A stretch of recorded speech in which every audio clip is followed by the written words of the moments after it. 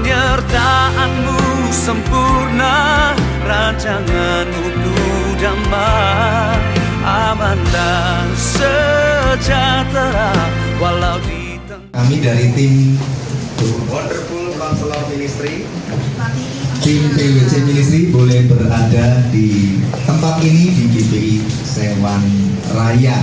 Kami pertama kali mengucapkan terima kasih pada Ibu Gembala, Ibu Pendeta Eli Halim, dan juga kepada Bapak Gembala, Bapak Chandra. Terima kasih, lama sekali tidak berjumpa dan akhirnya bisa berjumpa kembali di tempat ini. Ini kami merasa sukacita sekali.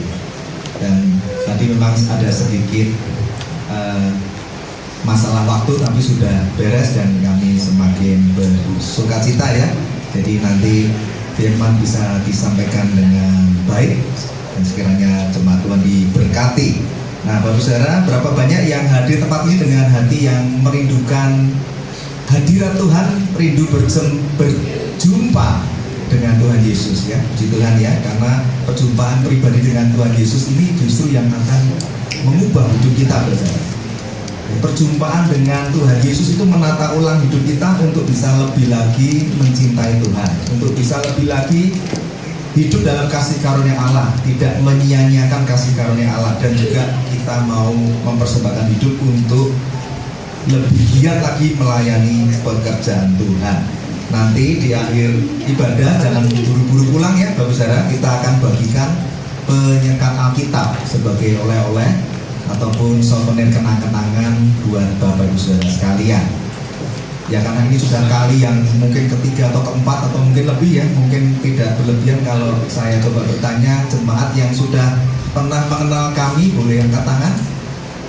Oh puji Tuhan ya, rata-rata berarti ini dibaharui oleh kasih Tuhan ya, amin ya. Mungkin sudah ada yang pindah kota atau mungkin sudah ada yang dipanggil pulang ya ke rumah Bapa di surga ya, karena sudah lama sekali ya. Bersyukur ya semua gereja Tuhan terus dipenuhi dengan jiwa-jiwa yang haus karena hadirat Tuhan.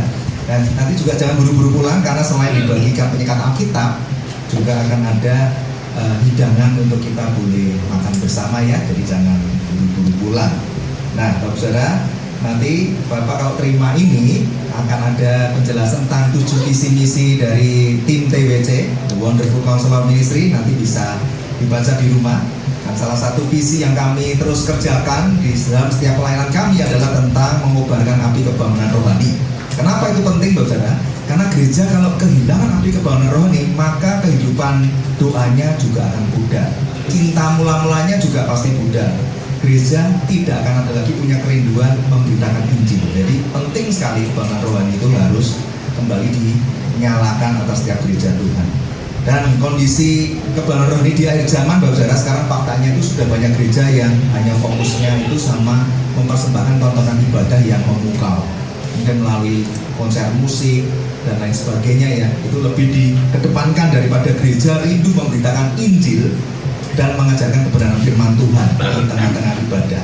Dan faktanya juga sekarang banyak hamba Tuhan yang mulai ngikutin tren-tren di sosial media. Mereka sibuk untuk mempromosikan dirinya, mengejar popularitas diri, dan lupa bahwa ada api kebangunan rohani yang harusnya dikerjakan oleh hamba Tuhan tersebut. Nah kalau ini terus terjadi Bapak Saudara, Tuhan akan membiarkan mereka terus melakukan itu, dan Tuhan tidak akan mendatangkan api kebangunan rohani atas gereja Tuhan. Tapi Tuhan terus akan mencari hamba-hamba Tuhan, orang-orang biasa seperti Anda dan saya Bapak Saudara, yang mau memberitakan Injil, yang rindu mengotrakan air matanya bagi jiwa-jiwa, bagi kerajaan Tuhan. Itu yang Tuhan akan lihat, itu yang akan Tuhan pilih dan Tuhan pakai menjadi pembawa obor Allah di akhir zaman ya. Mata Tuhan menjelajah ke seluruh bumi dan mencari orang yang bersungguh hati kepada Tuhan untuk dilimpahkan apa? Kekuatan dan kuasanya untuk kita pergi beritakan Injil Tuhan. Nah Bapak Saudara juga yang punya handphone, punya ngikutin sosial media, nanti juga selesai ibadah bisa ketik TWC Ministry ya, supaya Anda bisa mengikuti tentang khotbah-khotbah pengajaran dan penginjilan yang begitu penting yang Anda harus belajar di akhir zaman ini. Karena banyak gereja yang sudah tidak lagi mengkhotbahkan khotbah-khotbah pengajaran yang begitu penting. Dan ini dampaknya kalau gereja Tuhan tidak mengkhotbahkan doktrin-doktrin pengajaran yang kuat, maka jemaat akan mudah diombang-ambingkan oleh arus penyesatan di akhir zaman. Nanti Anda bisa ikuti, ada beberapa judul-judul penting, seperti misalkan dosakah aku jika tidak memberitakan Injil, itu menjadi sebuah khotbah pengajaran yang penting. Karena banyak jemaat kalau ditanya, sejak jadi orang percaya kalau Anda nggak beritakan Injil berdosa nggak? Pada nggak tahu dan nggak bisa jawab. Anda perlu belajar. Kemudian tentang tetelestai, Tuhan ketika dipaku di kayu salib, beliau berseru sudah selesai atau tetelestai. Itu tidak hanya berkata berhenti sampai di situ saja, semua kutuk dan dosa selesai, tapi Tuhan memberikan ada satu tugas, ada misi yang harus dilanjutkan oleh setiap orang percaya. Dan juga ada di Kaios kata lepo eremos, itu bicara orang benar ditinggal Tuhan di padang gurun. Ini juga harus menggelitik, menggelisahkan hati Anda. Orang benar kalau ditinggal di padang gurun, harusnya orang benar itu dibaringkan di padang rumput hijau. Tapi Tuhan tinggalkan 99 domba yang gambaran orang benar, ditinggalkan di padang gurun supaya punya kegelisahan, punya hati yang sama seperti hati Kristus mencari satu domba yang terhilang, ya. Dan juga ada judul-judul khotbah lainnya seperti gereja Tuhan tuh harus bangkit karena ada benih lalang yang ditabur di tengah kebun gandum. Jadi karena benih lalang itu gambaran benih iblis ditabur di tengah kebun gandum yang adalah gambaran gereja Tuhan, maka banyak jemaat yang tidak bisa membedakan mana ini ajaran yang benar dan yang palsu atau yang sesat. Karena iblis ini menyusup dan menyamar di tengah-tengah gereja. Maka timbullah pengajar palsu, penginjil palsu, nabi palsu, rasul palsu, gembala palsu. Itu masuk di tengah-tengah gereja. Maka kita harus waspada. Jangan sampai gereja Tuhan kecolongan membiarkan hamba-hamba Tuhan palsu ini berdiri di atas mimbar dan memberitakan Injil yang palsu, yang menyeret banyak orang untuk bergeser fondasi iman kekristenannya dan menuju pada bahaya kemurtatan dan kebinasaan. Kemudian juga ada khotbah-khotbah lainnya, nanti Bapak Saudara bisa ikuti ya. Yang terakhir kemarin kami khotbahkan tentang pengajaran akoloteo. Mengikut Yesus tidak boleh ada jalan kembali lagi. Jadi sekali ikut Yesus tetap ikut Yesus, nggak boleh turning back. Yaitu tentang pengajaran yang penting. Anda juga harus dengarkan supaya nggak mudah goyang, nggak mudah kecewa. Dikit-dikit kecewa tinggalkan Tuhan. Nah, Tuhan salah apa ya? Kita harus belajar. Dan kemarin juga khotbah pengajaran tentang proskuneo, datang sujud menyembah kepada Tuhan. Itu ada prinsip penyembahan yang penting yang kita harus belajar juga. Nah, Bapak Saudara, pada sore hari ini di gereja Tuhan di tempat ini, Tuhan memberikan satu mimpi kepada saya ya. Ini kalau bicara mimpi, tim TBC ini sudah tahu ya. Memang Tuhan itu sering kasih mimpi, tapi nggak setiap kali pelayanan saya dikasih mimpi. Maka khusus gereja ini Tuhan kasih mimpi. Tadi saya sempat gelisah nih kalau saya nggak bisa mengkompres waktunya ya karena padat. Tapi puji Tuhan sudah terjawab, jadi saya bisa ceritakan mimpinya ya. Tapi sebelum mimpi Tuhan untuk gereja ini, artinya juga untuk seluruh jemaatnya, saya mau beritahu dulu bahwa gereja Tuhan harus bangkit, harus waspada dan sadar. Karena kondisi di akhir zaman ini hanya ada dua fakta yang sangat mengenaskan terhadap kondisi gereja di akhir zaman. Yang pertama apa? Gereja sekarang hanya lebih suka fokusnya itu pada program dan acara performance ibadah raya mereka. Tapi ketika giliran Tuhan ingin jemaat mendengarkan Injil dan khotbah pengajaran firman-Nya, itu justru gereja itu membatasi waktunya. Mereka tidak menganggap penting lagi akan suara pengajarannya. Mereka lebih suka memaksa Tuhan menonton ibadah dan performa mereka daripada jemaatnya yang disuruh lebih rindu dan hormat untuk duduk diam mendengarkan suara pengajarannya. Bahkan lebih parahnya lagi, kalau Tuhan sedang berbicara, mereka malah menjadi bosan, tidak fokus dan tertidur. Nah, ini pekerjaan Roh Kudus di tengah-tengah gereja jadi terhambat. Ini jelas adalah benih lalang. Ini jelas pekerjaan setan. Supaya apa? Supaya jemaat Tuhan itu kondisi tanah hatinya tidak akan pernah dapat mengerti dan mengenal isi hati Tuhan. Tidak akan pernah mengerti akan panggilan Tuhan atas hidupnya. Dan tidak akan bisa berakar kuat, bertumbuh dan berbuah seperti yang Tuhan kehendaki. Nah, itu dikerjakan oleh iblis di akhir zaman. Nah, fakta yang kedua, gereja di akhir zaman adalah tidak lagi mau dan tidak lagi suka mendengarkan khotbah-khotbah pengajaran yang mengingatkan mereka akan dosa dan pertobatan. Tidak suka mendengarkan khotbah yang mengingatkan mereka akan adanya penghukuman dan murka Allah atas hidup orang yang terus-menerus hidup dalam dosa dan kemunafikan. Jadi kalau ada khotbah yang keras dan menembak dosa, jemaatnya marah, ya. Diingatkan soal dosa dan bertobat, jemaat jadi marah, tersinggung, dengan mudah berpindah gereja dan mencari gereja yang dapat membuat telinga mereka senang dan terhibur. Melalui apa? Mungkin pujian, mungkin khotbah yang lucu, khotbah yang motivasi. Mereka akan cari gereja yang dapat menghibur hati mereka, memuaskan telinga mereka, sesuka hati mereka. Dan ini sudah dinubuatkan oleh Rasul Paulus ya, di 2 Timotius 4 ayat 3 sampai 4. Multimedia minta tolong bisa tampilkan ya, 2 Timotius 4 ayat 3 sampai 4. Sehat, tetapi mereka akan mengumpulkan guru-guru menurut kehendaknya untuk memuaskan keinginan telinganya. Mereka memalingkan telinganya dari kebenaran dan membukanya bagi dongeng. Nah, ini sudah terjadi, saudara ya.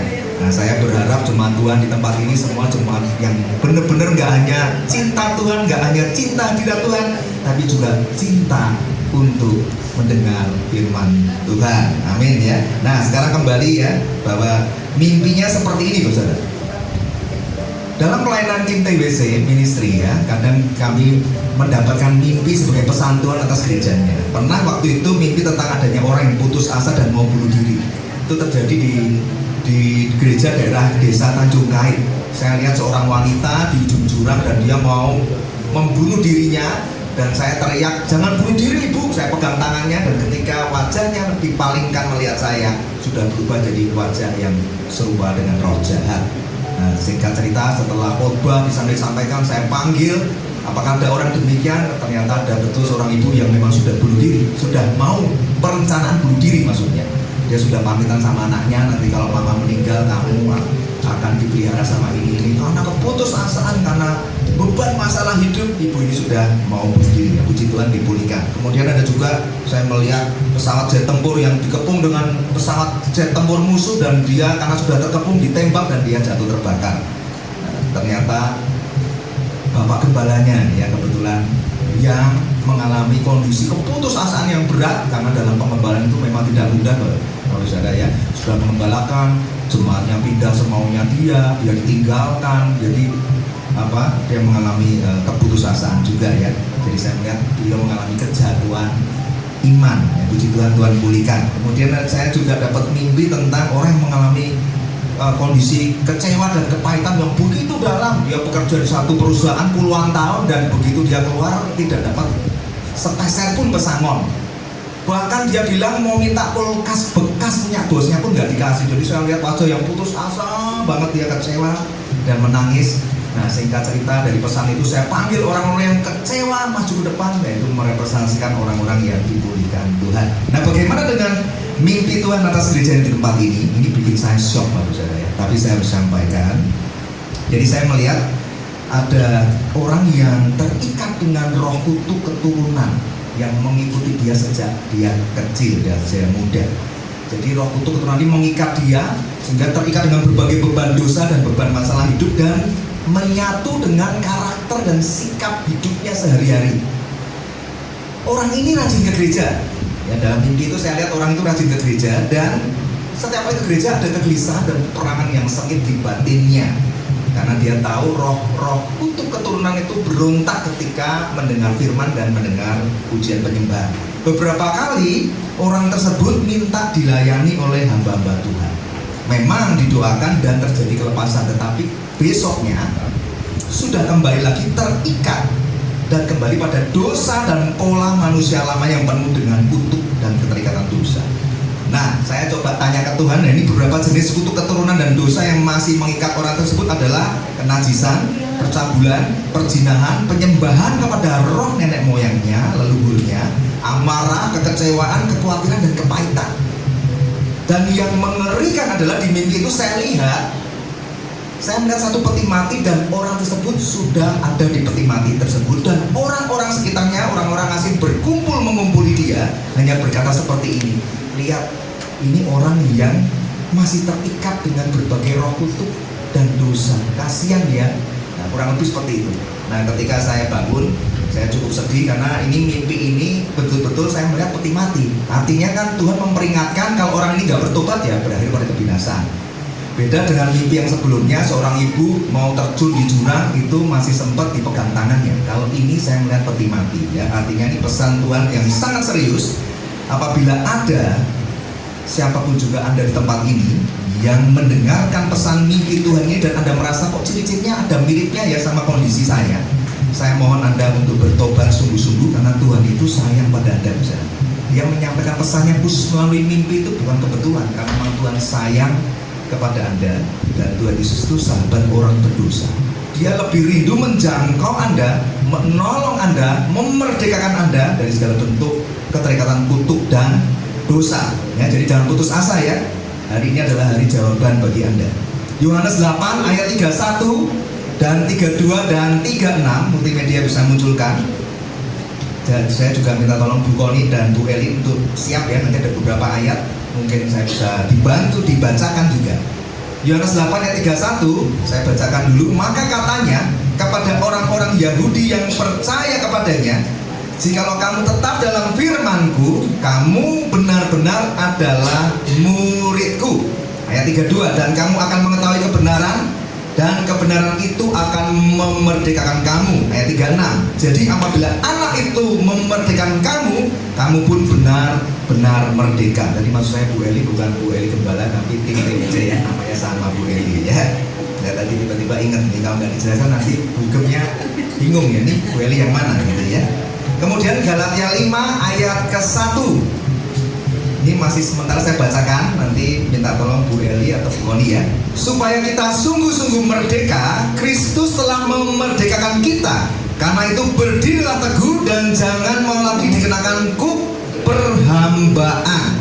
Ya, jadi kesimpulannya begini, hanya orang yang mau tetap tinggal dalam firman Tuhan setiap hari, ya, melalui membaca firman, merenungkan firman, belajar firman, dan melakukan seluruh kebenaran firman, maka ia akan mengenal seluruh kebenaran firman yang akan memerdekakan hidupnya dari segala kutuk dan dosa, dan akan membuatnya dapat berdiri teguh di tengah gelombang angin badai kehidupan. Nah, seringkali begini Bapak, ini satu rema yang kuat Anda harus ingat. Kenapa ya Pak? Saya itu udah orang Kristen, saya udah orang percaya. Didoakan pelepasan berkali-kali Pak. Katanya Yesus mati di kayu salib memerdekakan saya dari kutuk dan dosa.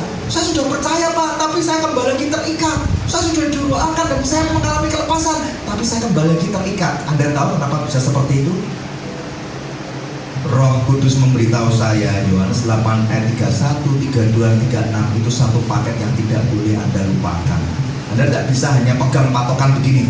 Kalau anak itu memerdekakan aku benar-benar merdeka. Itu Yohanes 8 ayat 36. Atau Galatia 5 ayat 1. Supaya kita sungguh-sungguh merdeka, Kristus telah memerdekakan kita.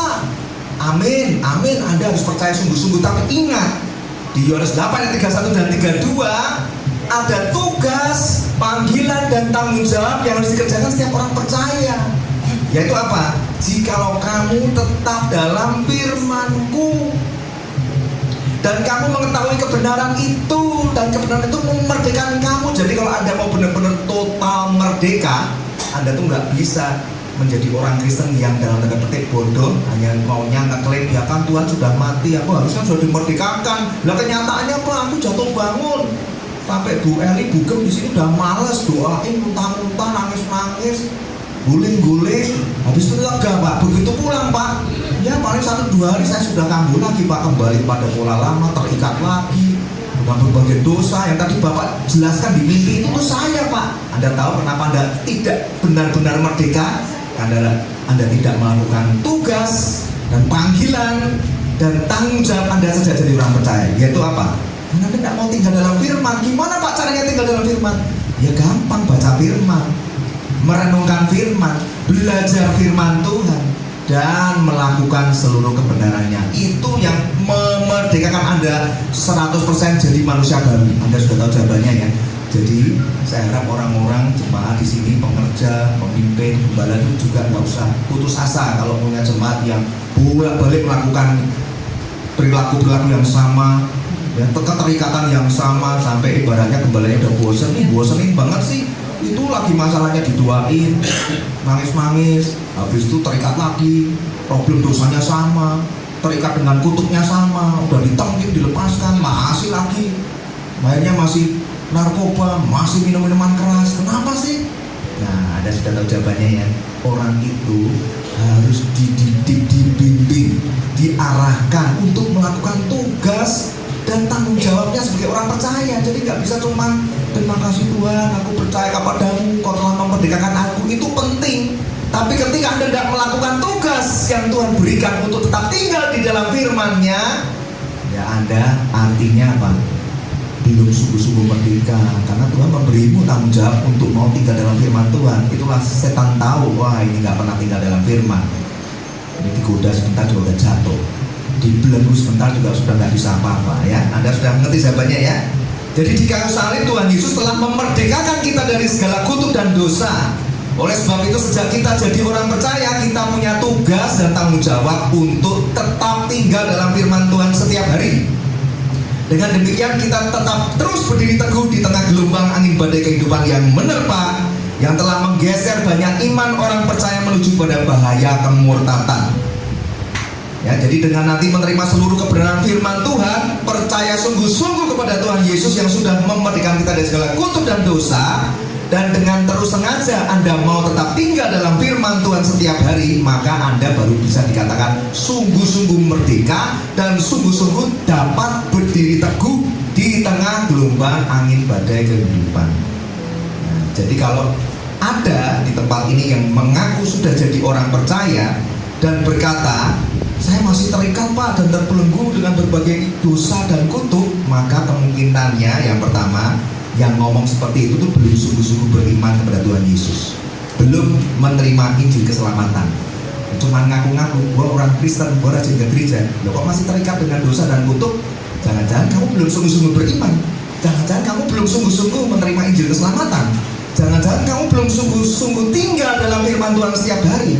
Jangan-jangan kamu belum sungguh-sungguh mengerti dan menerima seluruh kebenaran firman Tuhan yang sudah berkata bahwa barang siapa yang percaya kepada Tuhan Yesus yang memerdekakan dari segala kutuk dan dosa, dan yang terus tetap tinggal dalam firman Tuhan, maka ia akan sungguh-sungguh merdeka dan sungguh-sungguh berdiri teguh di tengah badai gelombang kehidupan. Itu kemungkinannya. Anda mulai cek ya, oh pantesan saya itu rumah tangga berantem terus Pak, suami istri nggak pernah akur, masalah kecil jadi gede, masalah sepele bisa diungkit, masalah yang ribuan tahun yang lalu zaman purbakala diungkit-ungkit zaman pacaran, yang padahal pacarannya itu mantan pacarnya pun bisa jadi bahan berantem.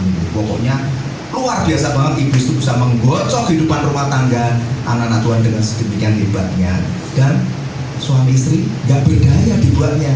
Itu jawabannya sederhana. Kenapa sih Pak? Kok suami nggak pernah berubah, istri nggak pernah berubah, situasi saya kok masih begini terus? Padahal kami orang Kristen Pak, sudah pelayanan lagi. Nah jawabannya satu, coba dicek tinggal dalam firman-Nya bolong-bolong enggak? Karena Tuhan bilang, abide in me, melekat kepadaku kata Tuhan, maka kamu akan berakar kuat dan bertumbuh lebat, berbuah banyak bagi kerajaan Tuhan. Seperti misi gereja ini, berakar, bertumbuh, berbuah. Ya, kalau Anda nggak pernah melekat dalam firman, ya sudah pasti hidupmu itu babak belur. Dan Anda nggak usah bingung, nggak usah cari-cari pendeta-pendeta untuk doain, karena Anda tidak melakukan tugasmu setiap hari, maka firman Tuhan itu tidak memerdekakan kamu seutuhnya. Ya, saya berdoa dan bertanya pada Roh Kudus atas pesan mimpi Tuhan bagi gereja di tempat ini, dan ini yang muncul di pikiran saya. Saya tulis di gadget saya, berkata seperti ini ya: ingatkan kepada umatku agar mereka tetap berdiri teguh dan jangan goyah di tengah gelombang angin badai kehidupan di akhir zaman yang akan menggeser banyak iman orang percaya menuju kepada bahaya kemurtatan dan kebinasaan. Ini penting sekali ya, karena saya lihat peti mati. Jadi Bapak Saudara, jangan Anda merasa lupa kalau saya setaunya Pak, setahu saya zaman sekolah minggu yang penting rajin ke gereja mati masuk surga. Itu pengajaran yang keliru, yang ngawur, itu doktrinnya nggak ada. Doktrin keselamatan dan doktrin kristologi nggak ada, doktrin sekolah minggu itu nggak ada. Ya, jadi Anda perlu belajar doktrin yang menyelamatkan Anda, bukan karena Anda sering datang ke gereja, tapi sudah Anda sungguh-sungguh percaya kepada Tuhan Yesus yang sudah memerdekakan dari segala kutuk dan dosa, dan sudahkah Anda melakukan tanggung jawabmu untuk tetap tinggal dalam firman-Nya? Kalau enggak, Anda tidak berdiri teguh, Anda tidak dapat tetap bertahan iman percayamu, maka Anda punya resiko digeser iman percayanya oleh berbagai arus penyesatan. Ya, jadi saya berharap bahwa pesan Tuhan yang penting ini relevan bagi keadaan jemaat di tempat ini, dan kalau Tuhan yang ngasih mimpi itu pasti tepat, saudara. Ini berkali-kali yang dikasih mimpi nggak mungkin meleset, karena Tuhan yang ngomong, Tuhan yang memberi pesan melalui mimpi. Jadi Bapak Saudara nanti responi dengan kerendahan hati, ya nggak perlu malu Bapak Saudara. Kalau ada panggilan ke depan untuk mengalami jamahan kasih dan kuasa Roh Kudus, dipulihkan, dimerdekakan, maju saja, nggak perlu malu. Karena kalau Anda buang kesempatan itu, Anda kehilangan yang namanya kairosnya Tuhan. Waktunya Tuhan itu tidak bisa diatur dengan waktu manusia. Tuhan, aku sekarang nggak mau bertobat besok ya, belum tentu ada panggilan yang sama. Jadi kalau pesan ini untukmu, nanti majulah ke depan. Kalau Anda ragu-ragu, berarti Anda orangnya. Ragu-ragu gini, gua bukan ya, mending majulah. Gitu ya. Kalau Anda yakin, bukan lah, gua ini orang yang sudah bebas dari segala kutuk dan dosa, gua dimerdekakan, gua tinggal dalam firman tiap hari, ya udah nggak usah maju. Tapi kalau Anda memang yang dimaksudkan oleh Tuhan, ya Anda sebaiknya rendah hati, maju ke depan, berdamai dengan Tuhan untuk dibaharui sekali lagi. Ya.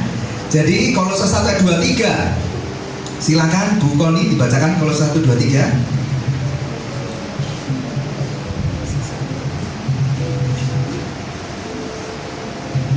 Sudah ketemu? Multimedia munculkan? Kolose 1 ayat 23. Kolose 1 ayat 23, sebab itu kamu harus bertekun dalam iman, tetap teguh dan tidak bergoncang, dan jangan mau digeser dari pengharapan Injil yang telah kamu dengar dan yang telah dikabarkan di seluruh alam di bawah langit, dan yang aku ini Paulus telah menjadi pelayan. Ya, sebab itu kamu harus bertekun dalam iman, tetap teguh dan tidak bergoncang, dan jangan mau digeser dari pengharapan Injil. Apa pengharapan Injil? Ya, keselamatan jiwamu, Pak Saudara.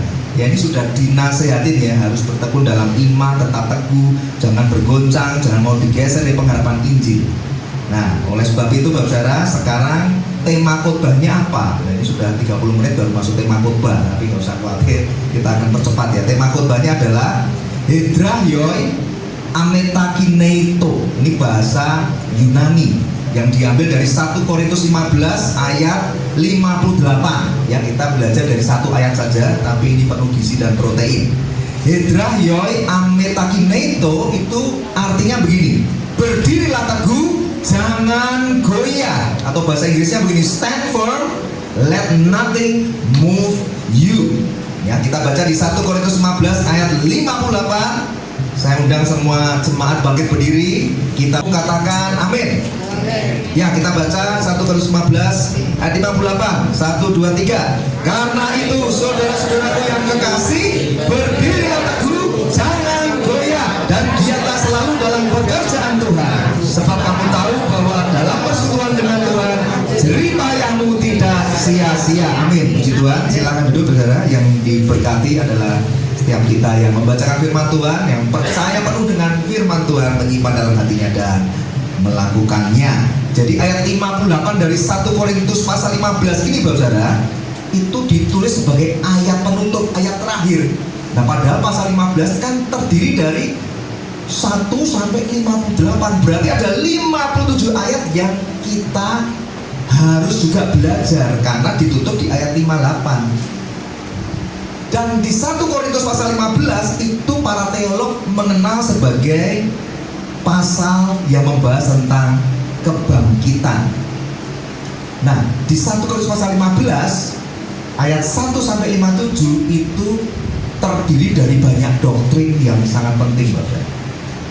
Baru Rasul Paulus mengajarkan di ayat ke-58 ditutup dengan khotbah pengajaran yang sifatnya praktis. Apa itu praktisnya? Karena dia menyimpulkan, karena itu saudara-saudara kekasih, berdirilah teguh dan jangan goyah. Itu khotbah praktis. Nah, seringkali hamba Tuhan hanya mengkhotbahkan yang praktis, yang doktrinnya sebagai fondasi iman tidak diajarkan. Gereja Tuhan juga sudah banyak yang meninggalkan doktrin yang penting yang harusnya diajarkan. Mau nggak mau, suka nggak suka, jemaat harus belajar. Nggak ada alasan, wah aku orang nggak berpendidikan. Enggak kok, kalau Roh Kudus mengajar, dia akan menolong untuk memahami firman Tuhan. Ya, karena kalau Anda tidak mengenal doktrin yang benar, Anda akan mudah digeser iman percaya Anda. Doktrin keselamatan, doktrin kristologi, doktrin Tritunggal itu menjadi doktrin yang penting yang harus jemaat juga mengerti. Kalau enggak, Anda akan bingung nanti kalau ditanya, oh saya dengar Pak, ternyata keselamatan itu yang penting berbuat baik, Tuhan masih memperhitungkan ya Pak. Udah ngawur, aliran Kristen progresif. Sudah nggak lagi sola gracia, bukan karena anugerah Tuhan Yesus semata dong kalau begitu. Mulai bimbang. Nah maka doktrin itu penting ya. Demikian juga kembali ke pembahasan 1 Korintus 15, itu ada beberapa doktrin penting yang saya rangkum saja, karena ini menjadi fondasinya. Paulus menekankan di ayat 58 tentang berdiri teguh jangan goyah.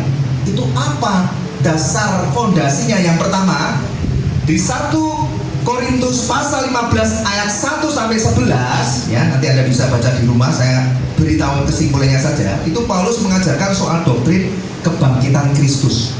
Jadi ayat 1 sampai 11 itu tentang kebangkitan Kristus. Ini sangat penting bagi fondasi iman kita. Karena kalau kita percaya bahwa Kristus telah mati, Kristus telah dikuburkan, Kristus telah dibangkitkan sesuai firman Tuhan, dan Kristus telah menampakkan diri kepada murid-muridnya, kepada 500 orang, Kristus menjadi saksi hidup, murid-muridnya menjadi saksi hidup dan atas kebangkitan Kristus, maka Alkitab itu telah menjadi bukti yang nyata bahwa Kristus bangkit. Banyak saksi mata yang melihat kebangkitan Kristus dan kenaikan Kristus ke surga ya. Jadi doktrin kebangkitan Kristus ini fondasi yang penting bagi iman kekristenan. Anda jangan sampai ragu ya, kalau ada yang mengajarkan sesat, oh Yesus tuh nggak mati, itu udah pasti ajaran sesat. Oh Yesus tuh mati tapi nggak bangkit, itu juga udah sesat ya. Jadi Anda harus pegang teguh, Yesus tuh mati, Yesus tuh dikubur, Yesus tuh bangkit naik ke surga. Itu doktrin yang sudah harus dipegang teguh, nggak boleh digeser sedikit pun. Sekali Anda menerima pengajaran yang berbeda, Anda tergeser dari fondasi akar iman percayamu.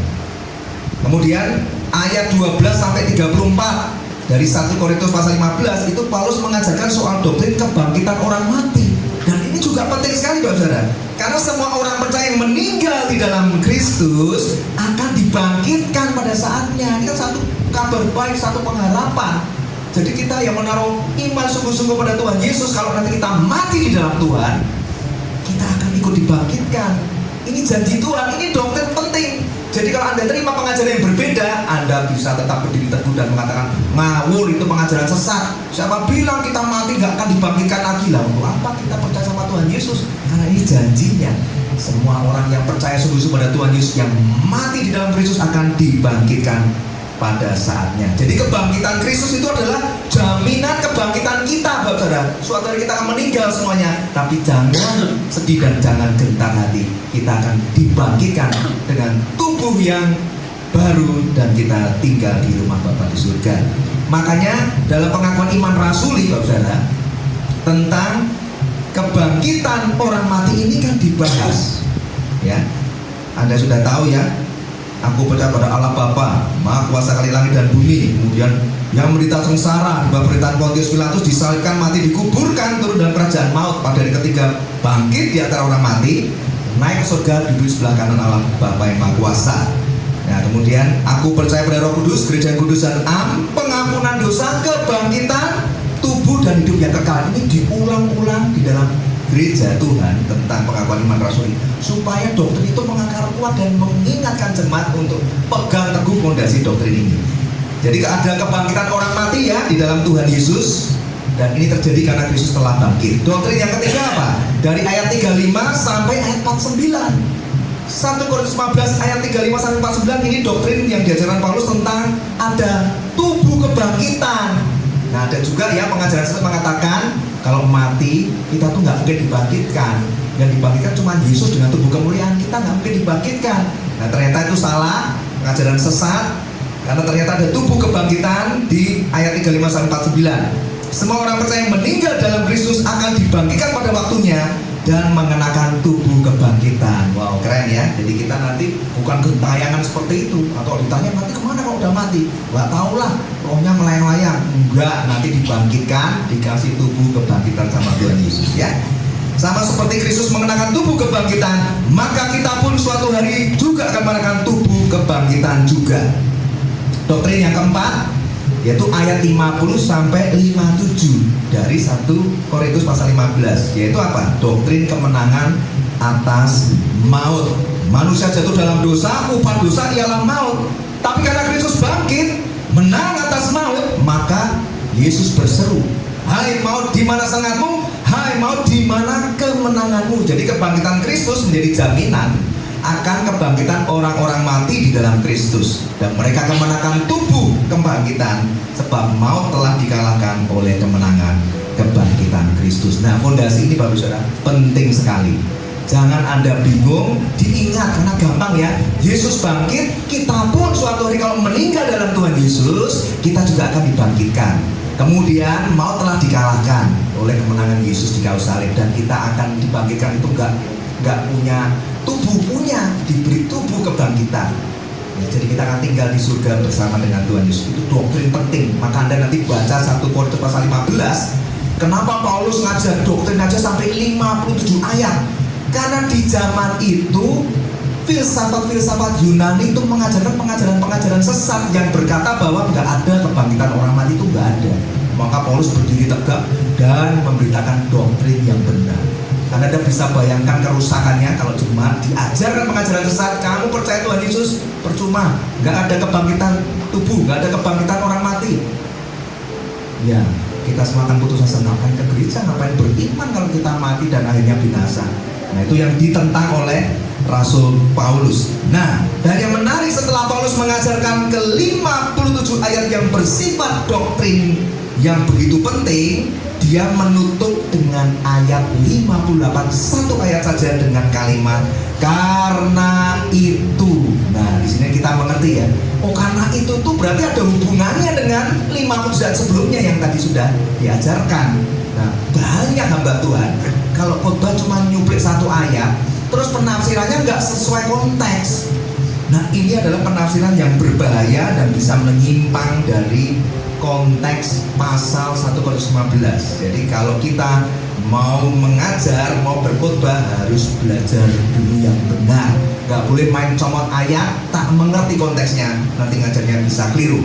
Jadi ayat 58 ada tulisan karena itu bukan menjadi ayat yang terpisah dan berdiri sendiri. Tidak boleh ditafsirkan semaunya sendiri tanpa melihat keseluruhan konteks dari pasal 15 1 Korintus tersebut. Ayat 58 menjadi ayat yang tidak terpisahkan dari keseluruhan 57 ayat yang ada di dalamnya. Jadi doktrin kebangkitan Kristus, doktrin kebangkitan orang mati, doktrin tubuh kebangkitan, doktrin kemenangan atas maut, semua doktrin itu telah membangkitkan dan menguatkan fondasi iman percaya kita bahwa kebangkitan Kristus menjadi jaminan keselamatan orang percaya, bahwa kebangkitan Kristus menjadi jaminan kepastian akan kebangkitan orang mati di dalam Kristus, dan kebangkitan Kristus menjadi jaminan kepastian akan hidup kekal di surga bagi semua orang percaya. Amin. Saudara, sampai sini memahami ya. Ini khotbah pengajaran memang perlu konsentrasi ya. Nah, sekarang kita sampai kepada Rasul Paulus ini berarti mengerti ya betapa pentingnya mengajarkan 57 ayat yang bersifat doktrin. Ini sebagai fondasi imannya supaya iman jemaat kokoh. Kemudian ditutup dengan pengajaran satu ayat yang bersifat khotbah praktis. Rasul Paulus mengajarkan soal doktrin kebangkitan yang sangat penting, namun ia juga mengajarkan hal penting lainnya yang bersifat praktis. Bagaimana orang percaya harus bertindak dengan iman sesuai dengan doktrin yang sudah ia ajarkan, supaya imannya tetap berdiri teguh dan tidak goyah di tengah gelombang angin badai kehidupan. Ada seorang teolog yang terkenal namanya Charles Spurgeon. Dia ngomong seperti ini: Sang Rasul telah membuktikan kebangkitan, tetapi ia tidak boleh lupa untuk menerapkan doktrin yang telah ia tegakkan. Ia tidak seperti orang yang menebang pohon dan meratakannya, tapi lupa membangun rumah di atasnya. Ia membawa batu-batu besar kebenaran, tetapi ia tidak puas hanya sebagai penggali batu. Ia bekerja keras untuk membangun bait suci kekudusan Kristen. Ia tidak hanya meraba-raba di antara lapisan-lapisan kebenaran yang lebih rendah. Ia membajak tanah bagian atas yang subur, menabur, menuai, mengumpulkan hasil dan memberi makan banyak orang. Demikianlah seharusnya hal-hal praktis mengalir dari doktrin, seperti anggur dari tandan buah anggur. Nah, itu harusnya hamba-hamba Tuhan itu kalau mau khotbah harus mengerti doktrin dulu, disampaikan sebagai fondasi yang kuat supaya khotbah pengajaran praktisnya tuh nggak ngawur, nggak menyimpang, nggak meleset dari konteks sebuah pasal ditulis. Ya, Nah gambarannya begini Bapak, itu sama seperti pohon besar, kan punya akarnya juga pasti kuat dan dalam. Sehingga kalau pohon besar akarnya kuat dan dalam, kalau ada angin badai menerpa, maka pohonnya akan kokoh berdiri. Nah gambaran pohon besar yang punya akar kuat dan dalam, nah gambaran kita sebagai orang percaya harus mau belajar dan menerima setiap pengajaran doktrin yang benar. Itu membuat fondasi iman kita tuh akarnya kuat, mampu bertahan ketika ada angin badai yang menerpa kita. Nah tadi tentang hedraioi ametakineto yang artinya stand firm, let nothing move you, atau berdiri teguh dan jangan goyah. Dalam bahasa Yunani aslinya kata hedraioi yang kalau diartikan bahasa Indonesia adalah berdiri teguh atau bahasa Inggrisnya adalah stand firm, kata hedraio ini memiliki arti yang lengkap seperti ini. Jadi kalau bahasa Alkitab, bahasa Indonesia Anda hanya ditulis berdirilah teguh, ya dimaklumi ya. Tapi arti lengkapnya begini. Hedraioi arti lengkapnya adalah berdirilah teguh, tetap teguh, tidak bergoncang, kokoh, tak tergoyahkan, tabah. Hal ini menunjukkan sikap berdiri yang kuat dan stabil dari dalam diri. Itu hedraioi. Tapi di Alkitab Anda kan ditulisnya karena itu saudara-saudara yang kekasih, berdirilah teguh. Nah berdirilah teguh itu hedraioi, artinya selengkap itu loh. Bagaimana dengan jangan goyah? Itu dari bahasa Yunani asli yang artinya begini. Ametakineto itu artinya jangan goyah, tidak mudah digerakkan, tak tergoyahkan, tidak mudah terombang-ambing, tidak mudah dipindahkan, tidak mudah digeser, sangat gigih. Hal ini menunjukkan kemampuan untuk tak tergoyahkan, kestabilan di dalam menghadapi tekanan dan gangguan dari pihak luar. Jadi kesimpulannya begini. Arti lengkap hedraioi ametakineto itu berdiri teguh, menekankan kekuatan, kestabilan dari dalam diri Anda. Sedangkan jangan goyah itu menekankan kemampuan dan ketahanan terhadap pihak luar atau eksternal, terhadap ancaman, tekanan, masalah dari luar. Itu namanya ametakineto atau jangan goyah. Padahal sekilas kalau kita baca kan kayak mirip ya. Karena itu saudara-saudara yang kekasih, berdiri teguh jangan goyah, berdiri teguh jangan goyah. Kalau ditanya artinya sama nggak? Kurang lebih sama. Tapi kalau diselidiki Anda sudah belajar dan ternyata beda. Berdiri teguh itu bicara kekuatan dari dalam, harus mengakar kuat. Jangan goyah, bicara ketika badai itu menerpa Anda. Berarti kekuatan, ketahanan menahan serangan musuh, menahan badai dari luar. Hedraioi ametakineto. Ya, sudah mengerti ya gambaran berdiri teguh dan jangan goyah. Nah, sekarang kita jadi supaya kita tetap berdiri teguh dan jangan goyah. Nah, ada 3 angin badai yang perlu disampaikan dan diajarkan. Yang pertama, angin badai penderitaan dan penganiayaan. Nah, Bapak Saudara siap-siap kalau Tuhan belum datang dan kita masih diizinkan hidup, ya kita pasti akan mengalami penderitaan dan penganiayaan.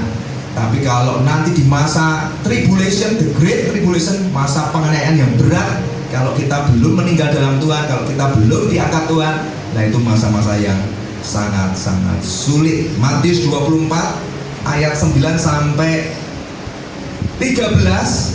Silahkan Bu Eli dibantu dibacakan Matius 24 ayat 9 sampai 13 dan Bu Koni ayat 21 sampai 22.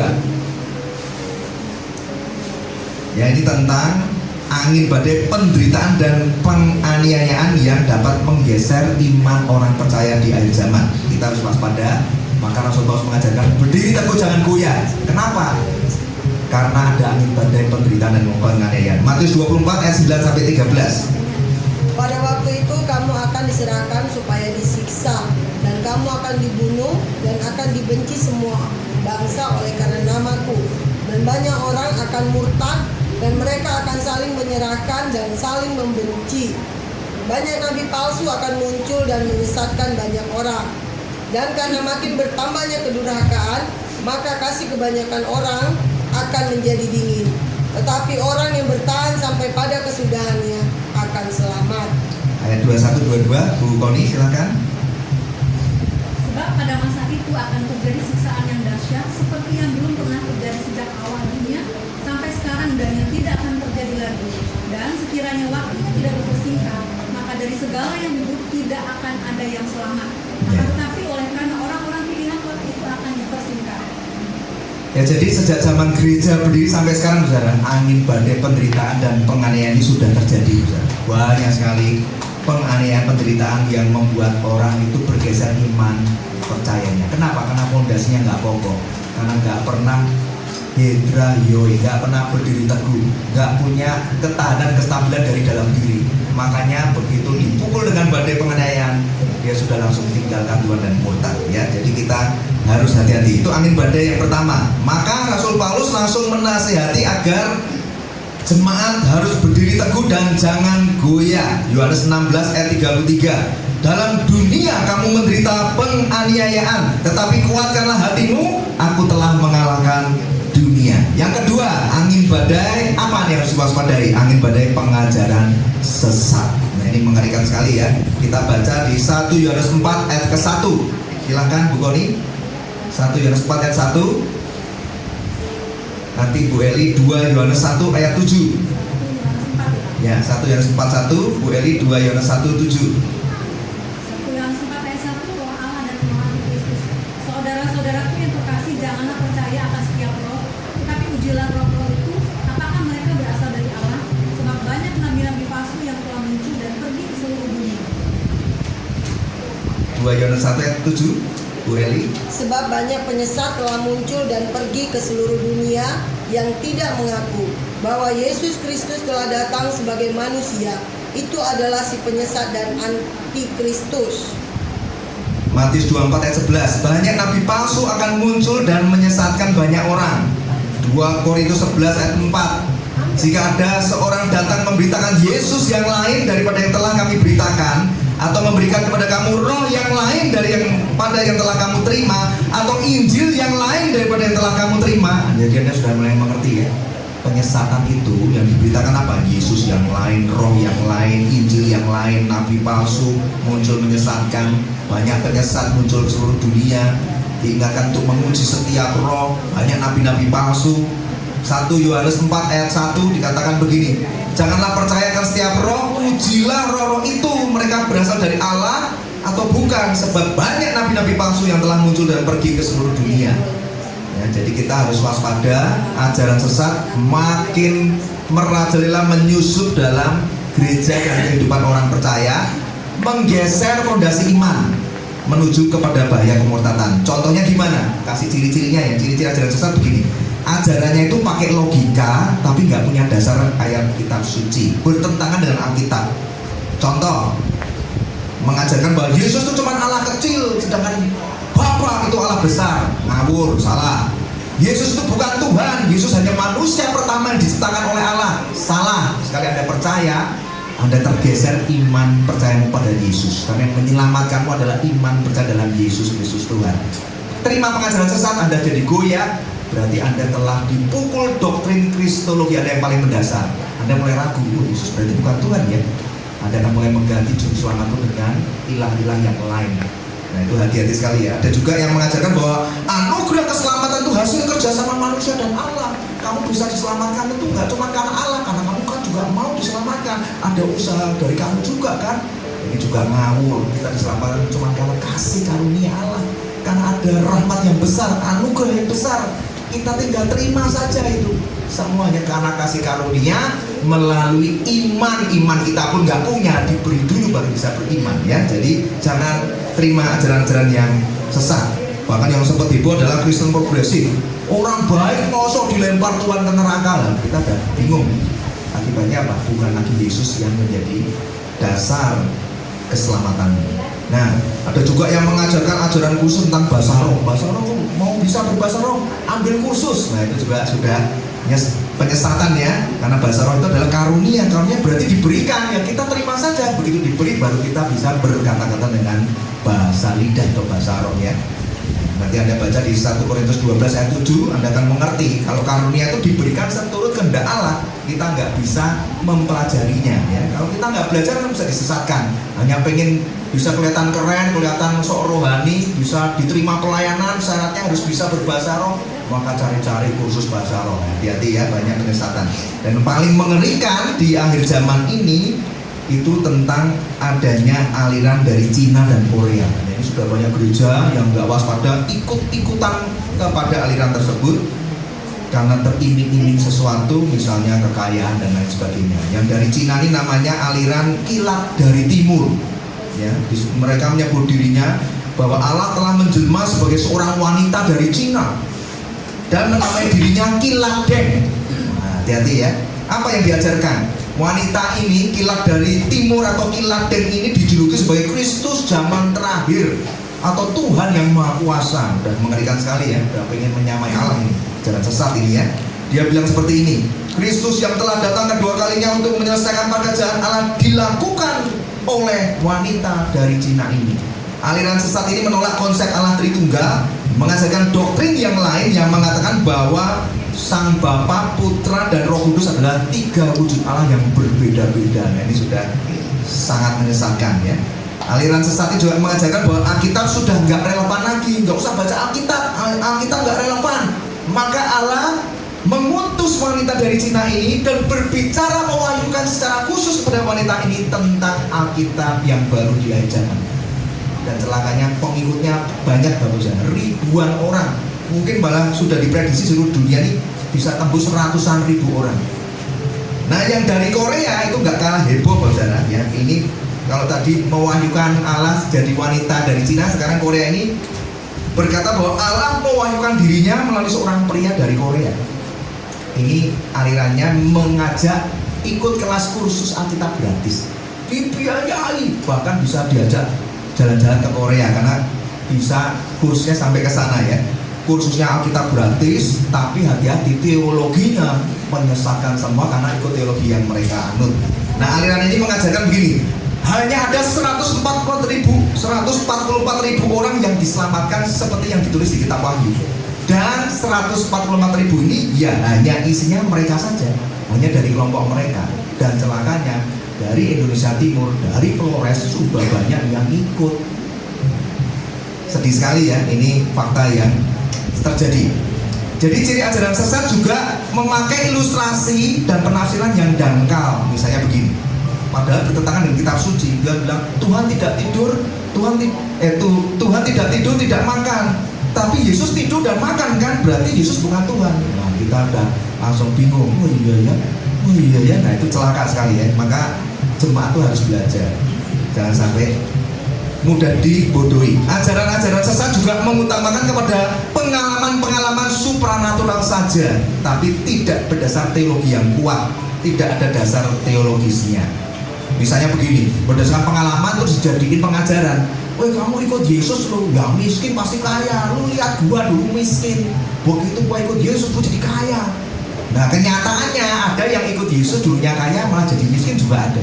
Ada juga yang bilang kamu sakit ikut Yesus sembuh. Nah, kenyataannya ada yang sudah ikut Yesus dan sehat kemudian diizinkan mengalami sakit.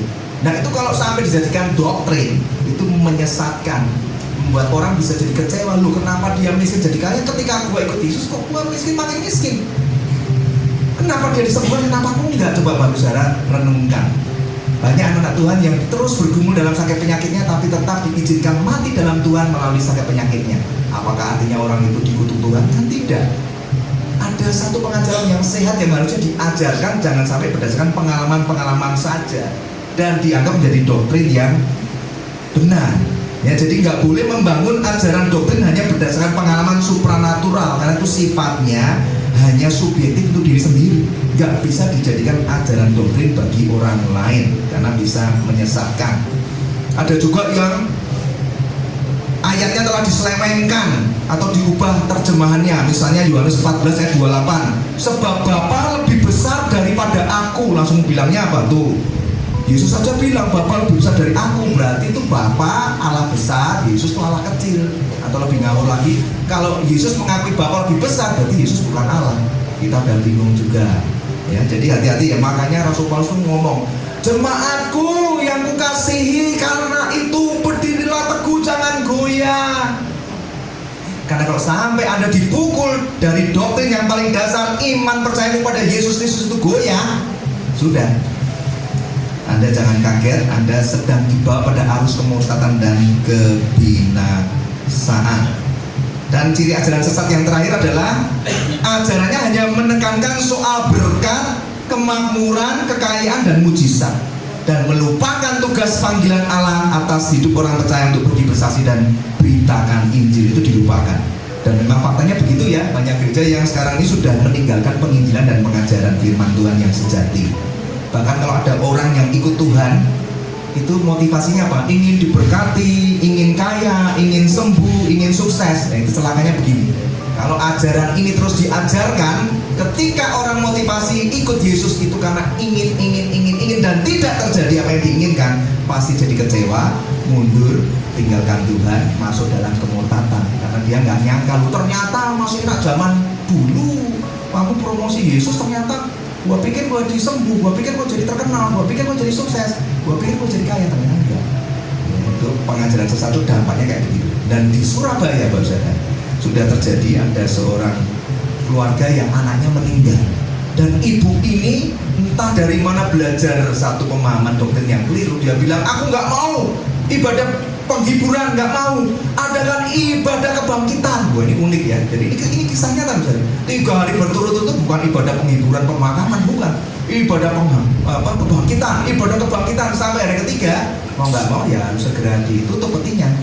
Dan ternyata memang Yesus tidak membangkitkan anak itu. Dan apa yang terjadi? Dia jadi kecewa dengan Tuhan, menganggap Tuhan telah ingkar janji dan meninggalkan Tuhan dan menjadi murtad. Dia bilang, percuma itu Yesus, anakku mati tidak dibangkitkan. Dari mana datangnya pengajaran sesat yang menyatakan bahwa Tuhan harus membangkitkan anak yang meninggal? Walaupun fakta kebenarannya memang Yesus sanggup membangkitkan orang mati, tapi kan semua seturut kehendak dan kedaulatan Tuhan. Kalau kita bisa atur-atur Tuhan, itu Tuhan model apa? Coba kita renungkan. Kalau kita bisa atur-atur Tuhan, kita salah menyembah Tuhan. Ya, itu kedaulatan dan kehendaknya. Nah, ini penting sekali ya. Dan saya tutup dengan angin badai yang ketiga dan yang terakhir adalah angin badai kekecewaan dan keraguan. Ini contohnya. Nanti Anda baca sendiri di Matius 11 ayat 2 sampai 6 tentang kisah Yohanes Pembaptis, seorang nabi yang besar, nabi terakhir di Perjanjian Baru yang diutus Tuhan di tengah-tengah padang gurun berseru menyiapkan jalan bagi kedatangan Tuhan Yesus. Tetapi ketika dia di dalam penjara, dia mengalami hampir kecewa dan hampir menolak Tuhan Yesus. Di Matius 11 ayat 6 dikatakan begini, dan berbahagialah orang yang tidak menjadi kecewa dan menolak aku. Itu kata Tuhan Yesus. Karena Yohanes Pembaptis ketika di penjara, dia menantikan kapan Tuhan membebaskan aku. Kalau aku sudah membuka jalan bagi kedatangan Sang Mesias yang dinubuatkan ribuan tahun yang lalu, tapi kenapa aku ditangkap, disiksa, dianiaya, di penjara? Kenapa tidak ada pertolongan? Dia sudah hampir menjadi kecewa dan bertanya-tanya, benarkah Yesus itu Mesias itu yang kuberitakan adalah Mesias yang itu? Dia jadi ragu imannya. Tapi Tuhan mengerti keraguan dari Yohanes Pembaptis karena dia ada dalam penjara penderitaan yang begitu hebat.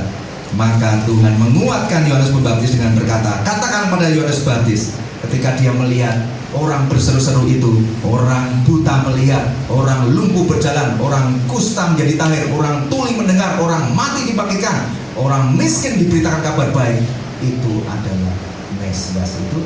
Maka Yohanes Pembaptis baru sadar dan akhirnya Yohanes Pembaptis dibebaskan juga dari penjara ya, saudara tahu kan? Tapi kepalanya sudah diputus dulu. Tapi dia mengalami kemenangan setelah melewati proses penderitaan. Iman fondasi yang hampir hancur, hampir goyah, kembali kokoh. Nah ini doktrin yang benar. Kalau enggak, kita di dalam penganiayaan, penderitaan, dalam badai kekecewaan, kita dengan mudah tinggalkan Tuhan. Percuma ikut Tuhan, mamaku sakit kanker ini berdoa berkali-kali enggak Tuhan sembuhkan. Ya kalau tadi Pak John ada waktu, dia akan kesaksian bagaimana mamanya dipanggil pulang harus melewati sakit kanker, tapi bersyukur, tetap setia, tetap melayani Tuhan, yakin dengan rencana Tuhan yang terbaik. Banyak hal kita nggak mengerti, saudara, mengapa harus terjadi. Tapi karena doktrin kekristenannya kuat, tidak mudah goyah, nggak mudah diombang-ambingkan dengan perkara-perkara manusia dan ajaran-ajaran sesat lainnya. Saya tutup khotbah ini, saya undang semua bangkit berdiri. Jadi di tengah gelombang angin badai kehidupan yang terus-menerus menerpa, tetaplah berdiri teguh dan jangan goyah. Baik itu angin badai penderitaan dan penganiayaan, baik itu angin badai tentang pengajaran-pengajaran dan penyesatan di akhir zaman dan angin badai kekecewaan dan keraguan, tetaplah berdiri teguh dan jangan goyah. Mungkin saat ini Anda menjadi kecewa Bapak Saudara karena belum mengerti apa yang menjadi kehendak Allah. Tetapi tetap percayalah bahwa Tuhan selalu memberikan yang terbaik bagi kehidupan anak-anaknya. Habakuk 3 ayat 17-18. Sekalipun pohon ara tidak berbunga, pohon anggur tidak berbuah, dan tidak ada lembu sapi dalam kandang, namun aku akan bersorak-sorak di dalam Tuhan, beria-ria di dalam Allah yang menyelamatkan aku. Hari ini kita sudah belajar doktrin firman Tuhan dan pengajaran firman yang praktis. Dua hal ini penting untuk membuat fondasi iman Anda tetap kuat, tetap berdiri teguh dan tidak goyah di tengah gelombang badai kehidupan. Dan pesan Tuhan tadi kembali saya ingatkan Bapak Saudara, kalau memang ada beberapa orang yang masih terikat dan terbelenggu dengan berbagai roh kutuk keturunan, berbagai beban dosa, dan saya melihat di dalam mimpi saya berakhir pada peti mati. Ini satu mimpi yang pesan Tuhan yang berbeda dari sebelumnya. Artinya hal ini sangat serius untuk Anda Bapak Saudara. Anda tidak usah malu, cukup rendahkan dirimu, rendahkan hatimu di hadapan Tuhan. Karena Tuhan telah berfirman dan berkata, ingatkan kepada umatku agar mereka tetap berdiri teguh dan jangan goyah di tengah gelombang angin badai kehidupan yang akan menggeser iman orang percaya menuju pada bahaya kemurtatan dan kebinasaan. Kalau Anda temukan bahwa Anda orangnya, Anda menemukan ada kekecewaan, Anda temukan ada kepahitan, amarah, kenapa ikut Tuhan kok penderitaannya begini, kenapa ikut Tuhan kok kemalangan hidupku tetap ada, kenapa ikut Tuhan aku masih belum disembuhkan. Dan Anda sudah mulai kompromi, mencari solusi-solusi dunia. Anda pergi ke dukun, Anda cari orang-orang pintar, Anda pergi ke paranormal, Anda melakukan ritual-ritual yang mendukakan hati Tuhan, seolah-olah bahwa Anda tidak lagi mau sujud menyembah kepada Yesus satu saja Tuhan, juru selamat pribadimu. Kalau itu situasi Anda saat ini, Anda harus mau berdamai dengan Tuhan, bertobatlah sungguh-sungguh, sebab jika Yesus memerdekakan engkau, maka kamu benar-benar merdeka. Berdiri teguh dan jangan goyah. Penyertaanmu sempurna, rancanganmu penuh damai, aman dan sejahtera walau di tengah badai.